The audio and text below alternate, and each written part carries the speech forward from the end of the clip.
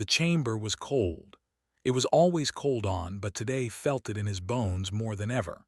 He stood before the Council of 12, the most powerful beings in 40 star systems, and he felt like a small creature waiting to be judged. The counselors sat in a half-circle above him. Their gray skin caught the dim light of the chamber. Their 4 eyes watched him without blinking. Had served the Dominion for 30 cycles. He had fought in 6 campaigns. He had earned medals and honors that most soldiers only dreamed of. But standing here, in this ancient hall of judgment, he felt like nothing. Intelligence officer, the first counselor spoke. Her voice was deep and slow. You have been called before this tribunal to provide testimony regarding the human campaign. You will speak only truth. You will answer all questions. Do you understand? I understand, first counselor, replied. His voice was steady, but his hands were not.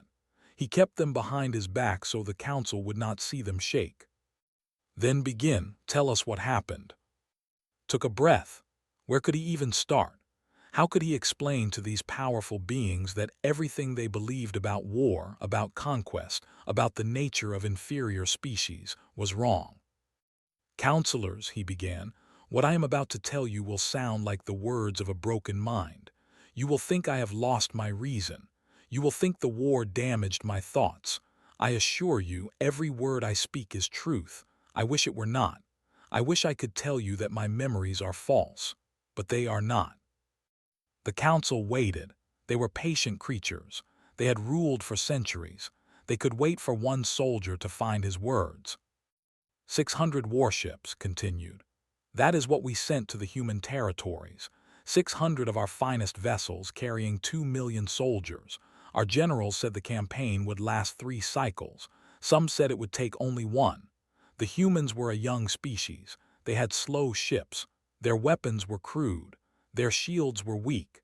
We had conquered dozens of species far more advanced than them. He paused. The memory of those early days came back to him. The confidence, the certainty, the way the commanders had laughed about the easy victory ahead. We thought they were prey, said, simple creatures to be collected and controlled. We did not understand what we had awakened. The second counselor leaned forward. Explain, what did you awaken? Looked up at the counselor. Something that should not exist, counselor. A species that breaks every rule we know about survival. A species that fights when fighting is hopeless. A species that dies for strangers. A species that becomes more dangerous when you hurt them, not less. You speak in riddles, the second counselor said. Give us facts. Very well, straightened his back. I will start with the numbers. We sent 600 warships, 18 returned. We sent 2 million soldiers, fewer than 100,000 came home. The campaign was supposed to last 3 cycles. It lasted 11. In that time we did not conquer a single human world, not one. We took ground, yes. We won battles, yes, but we never held anything. The humans always came back, always. The chamber was silent, could see the counselors looking at each other. They did not believe him. He had expected this. You think I exaggerate, he said. I do not. I have brought records. I have brought sensor data. I have brought the testimonies of other survivors. Everything I say can be, but numbers alone will not help you understand. Numbers cannot capture what it is like to face humans in battle. Then help us understand, the first counselor said.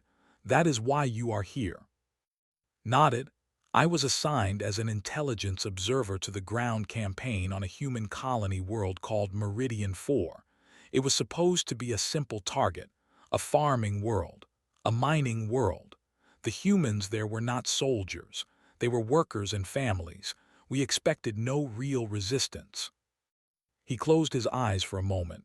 The images came flooding back, the smoke, the fire, the sounds that still haunted his sleep. We made planetfall with a shock battalion, 3,000 of our best soldiers, elite warriors who had never known defeat. Our mission was to secure the northern continent and prepare the population for processing. Simple work, we thought. The kind of work we had done many times before. And what happened? The third counselor asked. We met the 117th Terran Infantry Division, said, or what was left of them. They had been stationed on the world for training, barely 1,000 soldiers. They were outnumbered. Their equipment was inferior in every way. By every rule of war, they should have surrendered or fled. But they did not. No, Counselor, they did not. His voice grew quiet. They attacked us, not defensive positions, not strategic retreats. They attacked. 1,000 soldiers against 3,000, and they attacked. We killed many of them in those first hours. We thought we were winning. We did not understand that killing them only made the others fight harder. He looked at the council, meeting their eyes one by one. That was our first mistake. We thought that losses would break their spirit as it breaks the spirit of every other species we have faced. We did not know that humans do not work that way. When you kill a human soldier, you do not weaken their army. You give their companions a reason to fight until death. You create what they call martyrs. You make them angry. And angry humans are the most dangerous things in the galaxy. The first counselor raised a hand. You speak of one battle, one world. Surely this is not representative of the entire species. Almost laughed. It was not a happy sound. Counselor, I have barely begun. What I saw on Meridian 4 was repeated on every world we touched, every city, every settlement, every single place where humans lived. They all fought the same way. They all refused to surrender. They all chose death over submission. And they did it not because they were forced to, but because they chose to, because that is what humans do. He took another breath. His body was tired. His mind was heavy with memories he wished he could forget. If you want to understand why we lost this war, you must first understand what humans are. And I warn you, counselors, that understanding will change you. It changed me. I went to the human worlds believing I was superior. I came back knowing that I had met something greater than myself, something greater than all of us. The council said nothing. They simply waited for him to continue. And so did. He had promised to tell them everything. It was a promise he intended to keep, no matter how much it hurt to remember. Continued his testimony as the council listened in silence. The chamber felt smaller now, as if the walls themselves were leaning in to hear his words. The first real battle I witnessed was at a place the humans called Broken Ridge, he said. It was a mountain pass on the northern continent of Meridian 4. Our forces needed to move through this pass to reach the civilian settlements beyond. The humans knew this. They sent a small force to hold the pass and slow us down. He remembered the morning clearly. The twin suns of Meridian 4 had just risen over the mountains.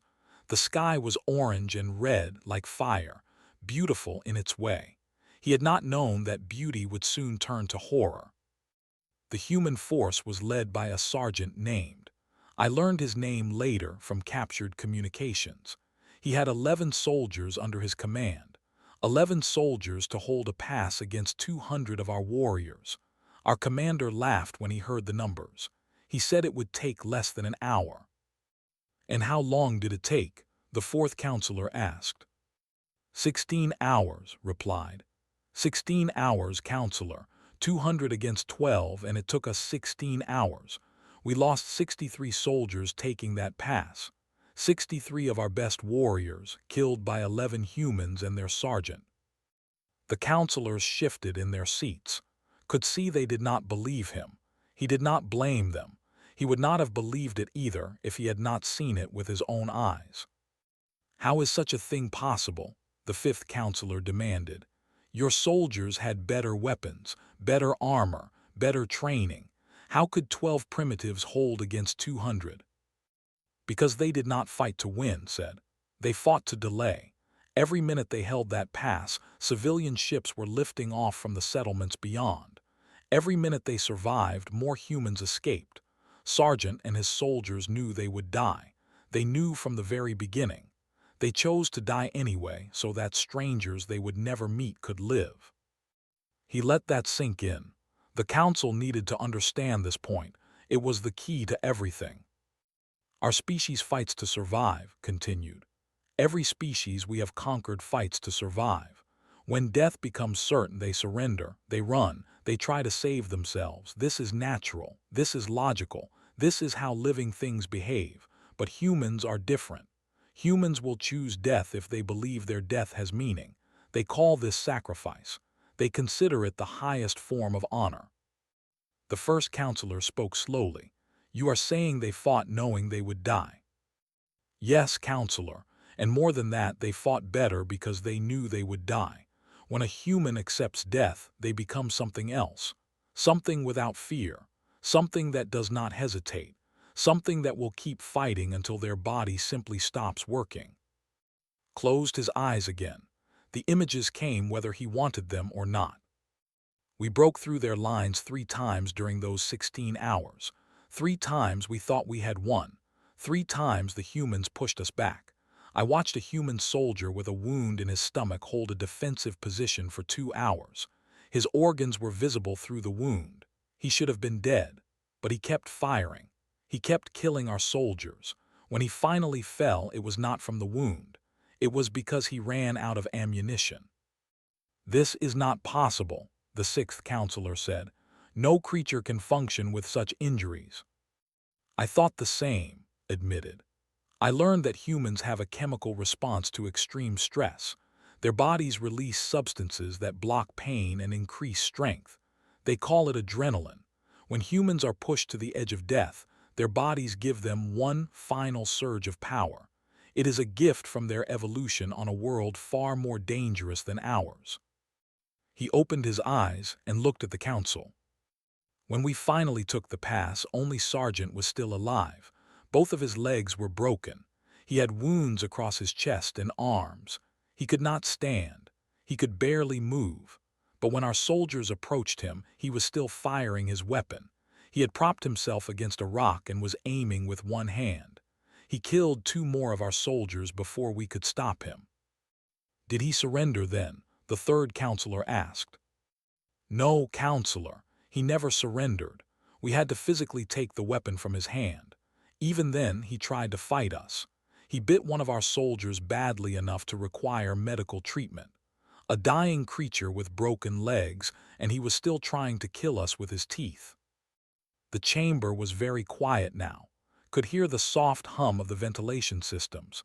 He could hear his own breathing. What happened to this sergeant? The 1st counselor asked. He died during transport. His injuries were too severe, but before he died he spoke to me. Our translation devices were primitive then, but I understood enough. He asked if the ships got away. He asked if the civilians escaped. When I told him they had, he smiled. He smiled, counselor.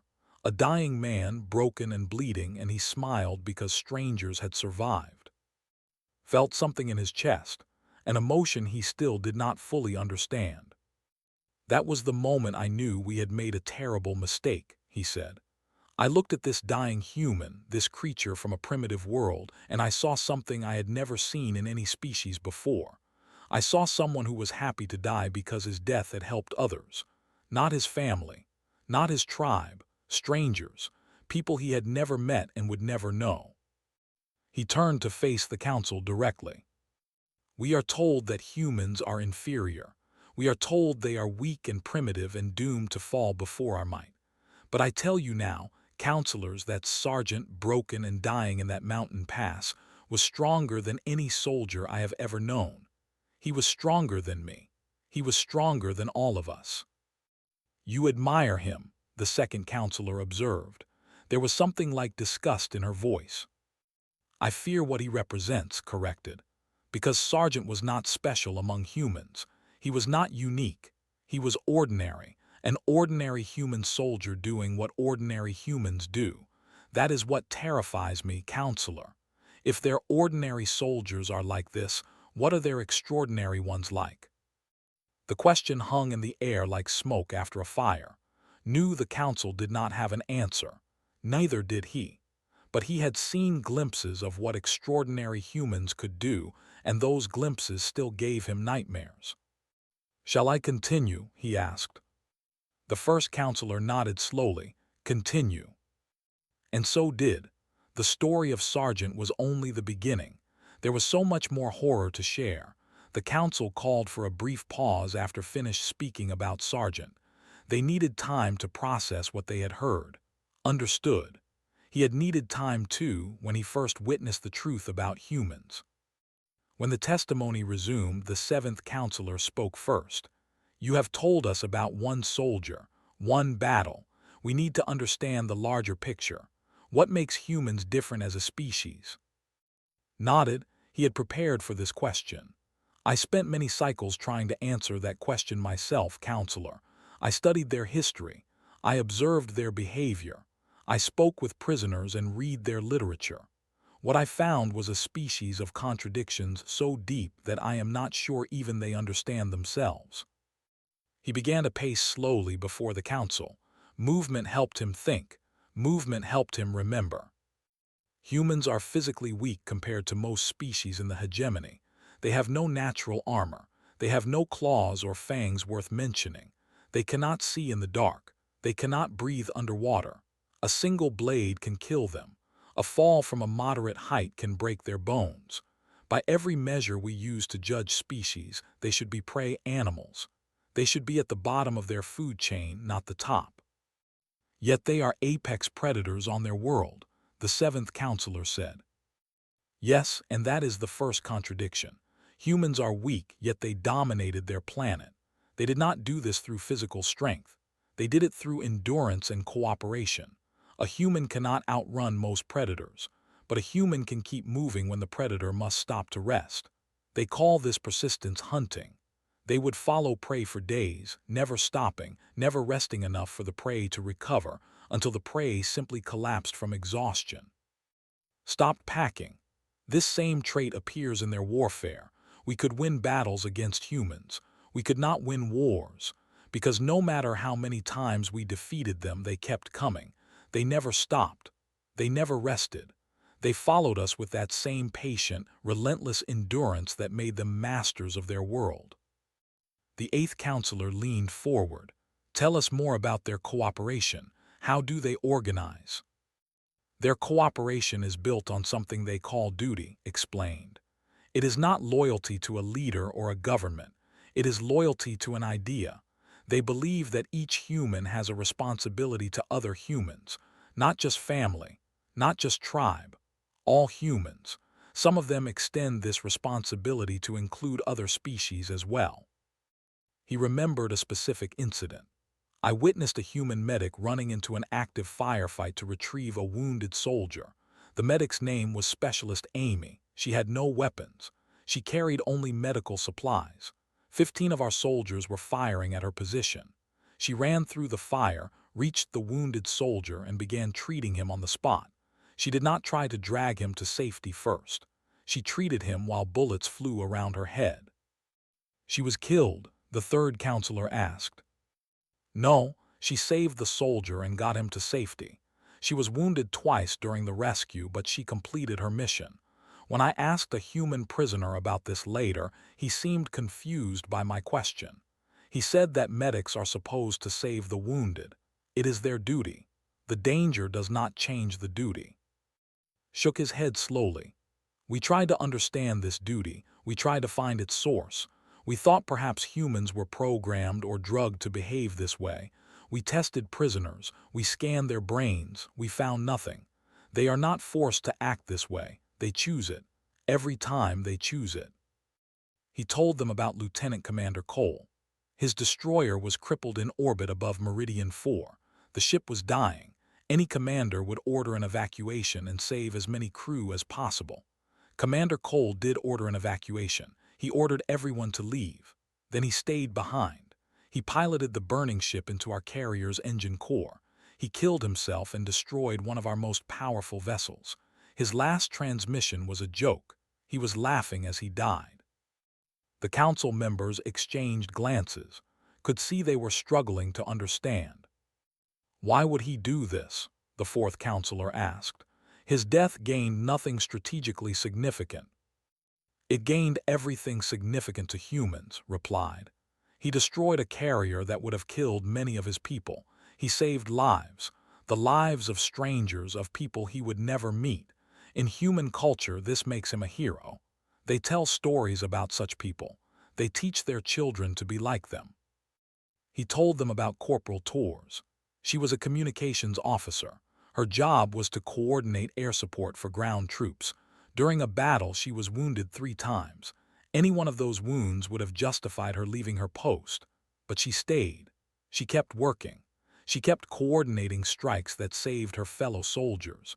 She refused evacuation until her replacement arrived.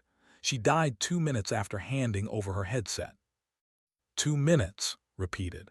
She held on through 3 wounds, through hours of pain and blood loss because she had a duty. When the duty was complete, she let go. It was as if she gave herself permission to die only after her work was done. The ninth counselor spoke for the first time. You paint them as noble creatures, heroes, but they are killers. They killed millions of our people. They are both, said simply. That is the second great contradiction. Humans are capable of incredible kindness and incredible violence. They create art of profound beauty.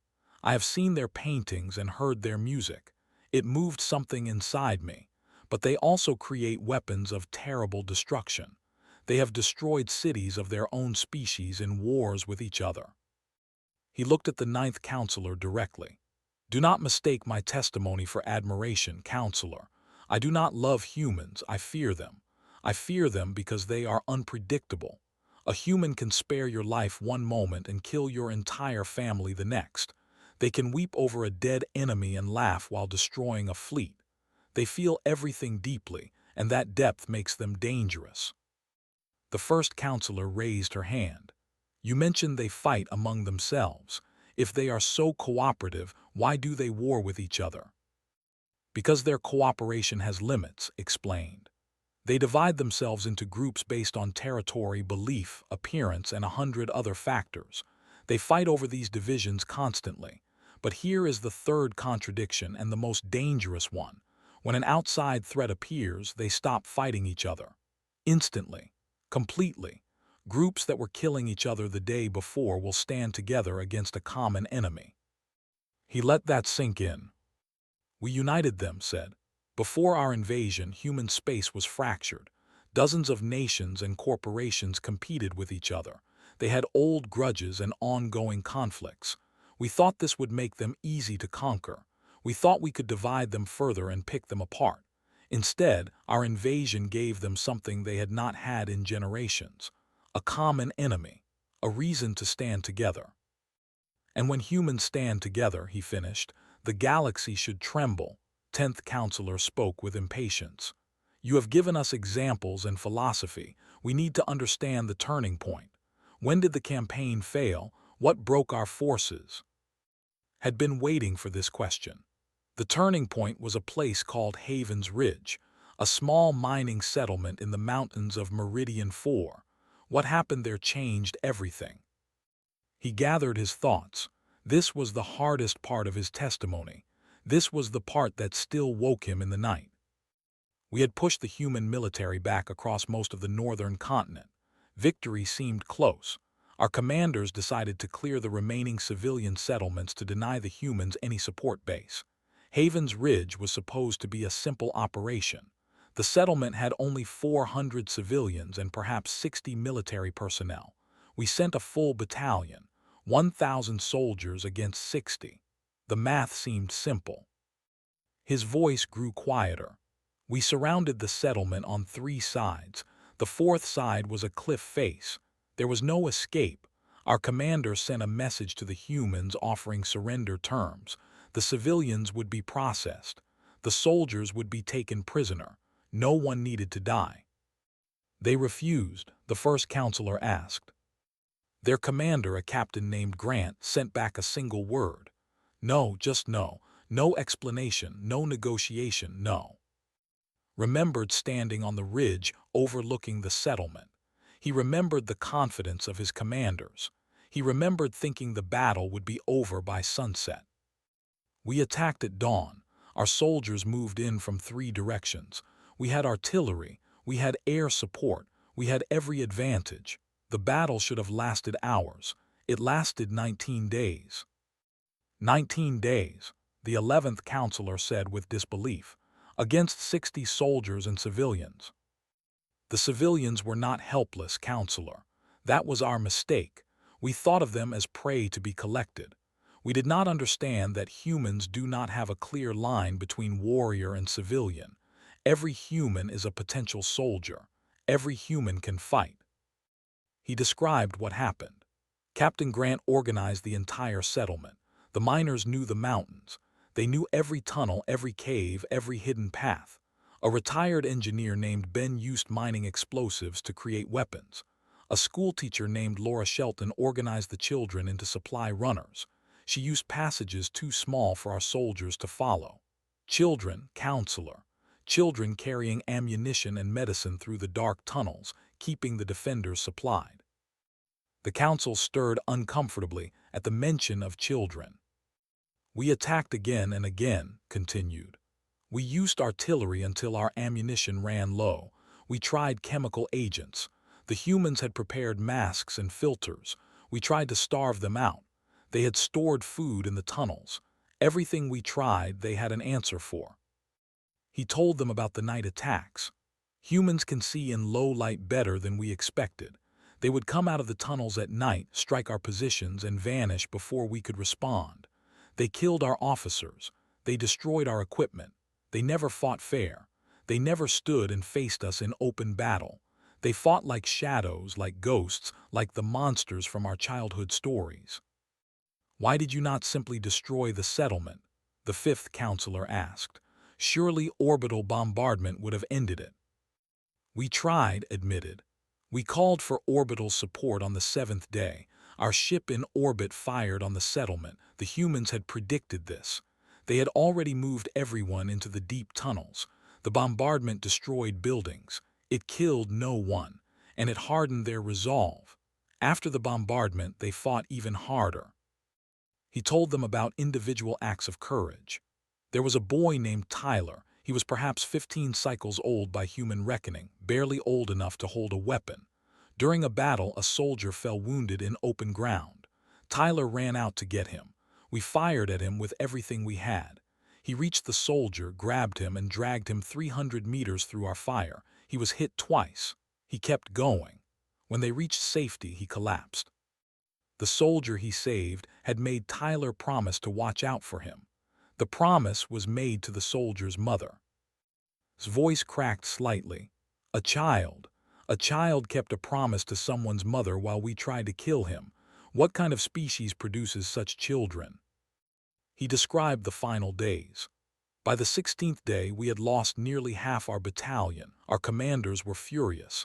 They demanded to know how 60 humans were defeating 1,000 soldiers. They did not understand. They could not understand.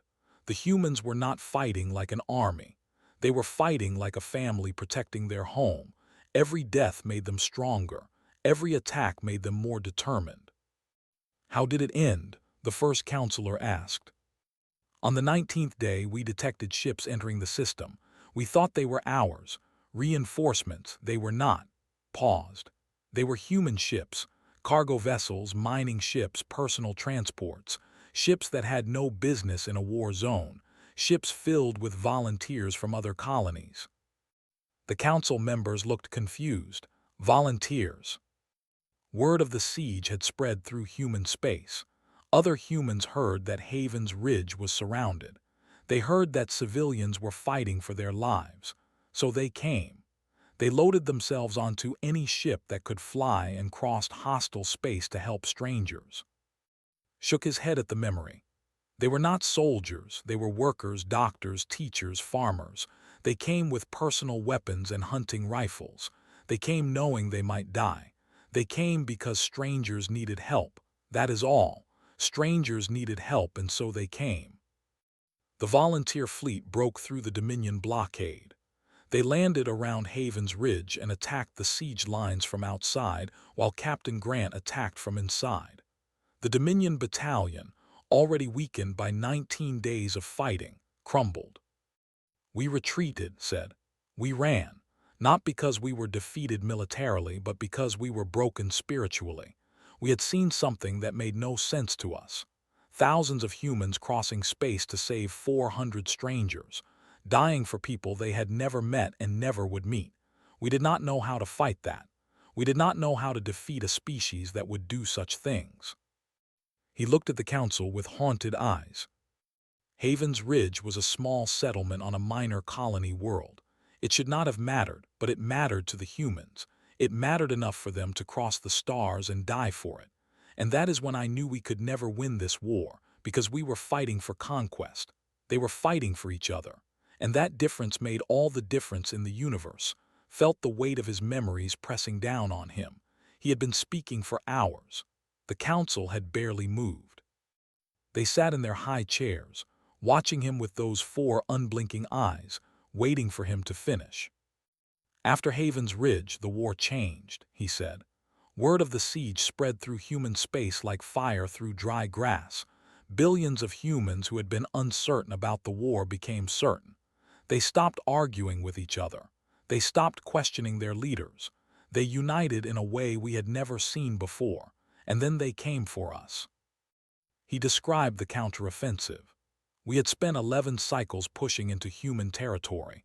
They pushed us out in 3, not because they suddenly had better weapons or more ships. They did not.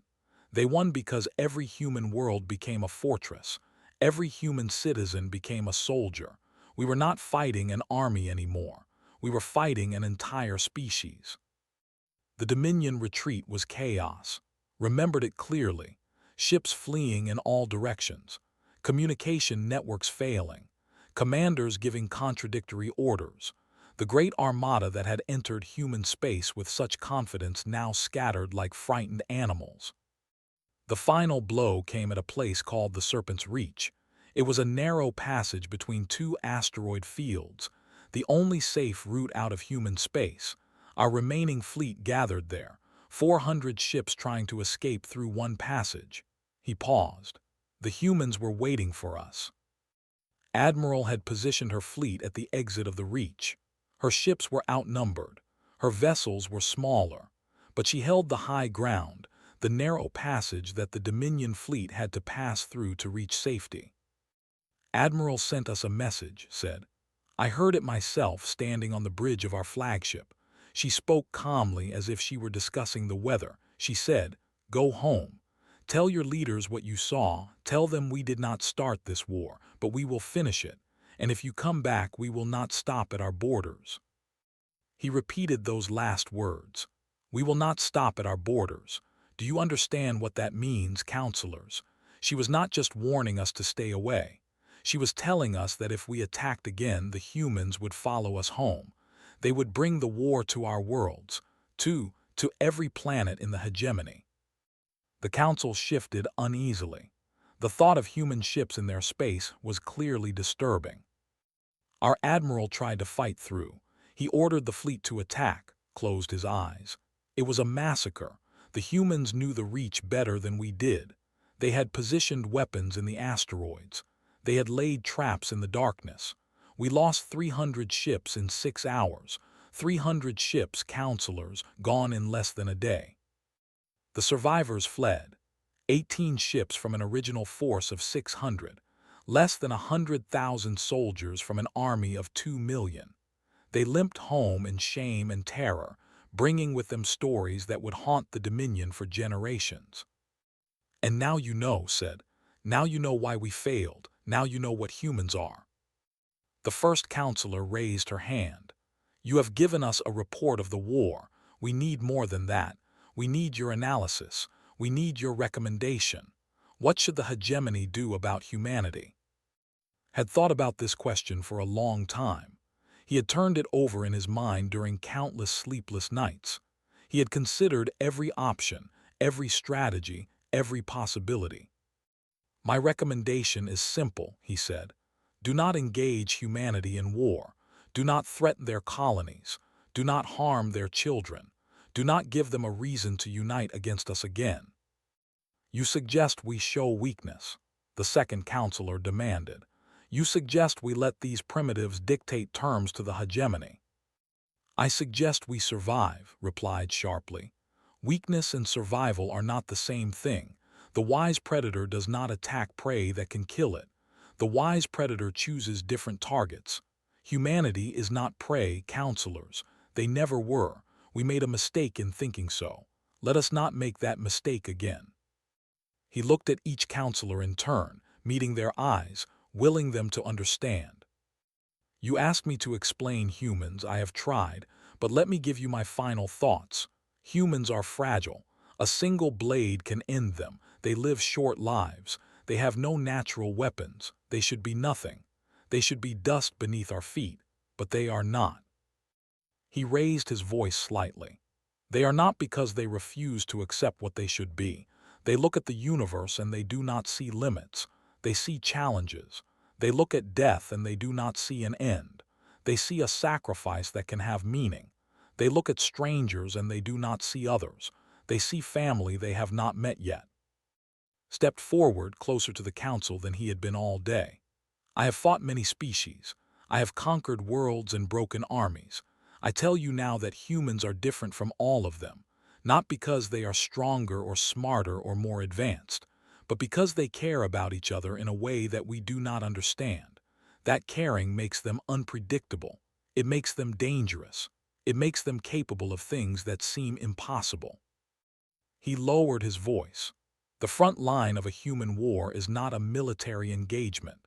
It is a testament to what a species can endure when they refuse to surrender. I have stood on that front line. I have seen the hell that humans can create and the hell they can survive. I do not wish to see it again. I do not wish anyone to see it again. The chamber was silent. The counselors looked at each other, could not read their expressions. He did not know if they believed him. He did not know if anything would change. My testimony is complete, he said. I have told you everything I know. The decision now rests with you. Choose wisely, counselors, because the humans are out there watching, waiting, and they remember everything. He turned and walked toward the chamber doors. His body was tired. His mind was heavy. But he had done what he came to do. He had told the truth. Behind him, the council began to murmur among themselves. 40 star systems hung in the balance. The fate of billions rested on what those 12 counselors would decide. And somewhere across the vast darkness of space, humanity waited. They did not know about this testimony. They did not know about the council's deliberations, but they were ready. They were always ready, because that was what humans did. They prepared for whatever came next. And they never, ever gave up.